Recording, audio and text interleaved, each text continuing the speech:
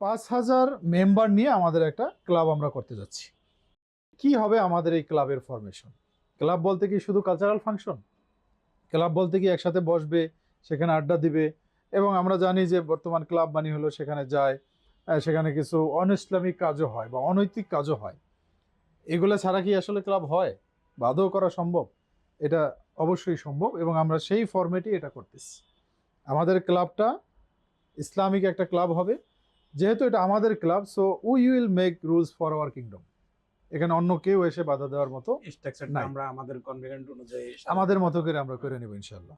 So এখানে আমাদের নিয়ম কানুন, আমাদের যত ধরনের পলিসি, এই সমস্ত কিছু হবে আমাদের ইসলামিক কালচার, আমাদের বাঙালি কালচারকে সামনে রেখে।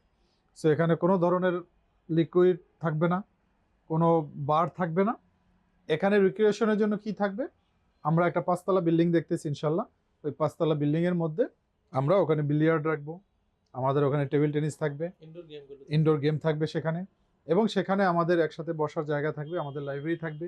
আমাদের ছেলেপেলেরা যেন বিজনেস নিয়ে গবেষণা করতে পারে, তারা যেন এন্টারপ্রেনার হয়, সেজন্য ওখানে আমাদের বিভিন্ন বই থাকবে।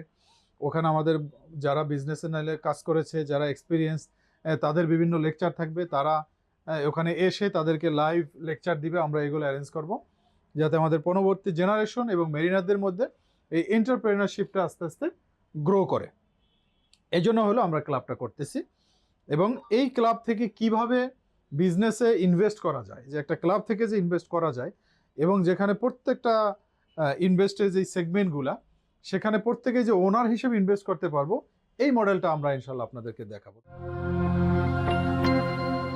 Mariners Group, a business revolution for the mariners community.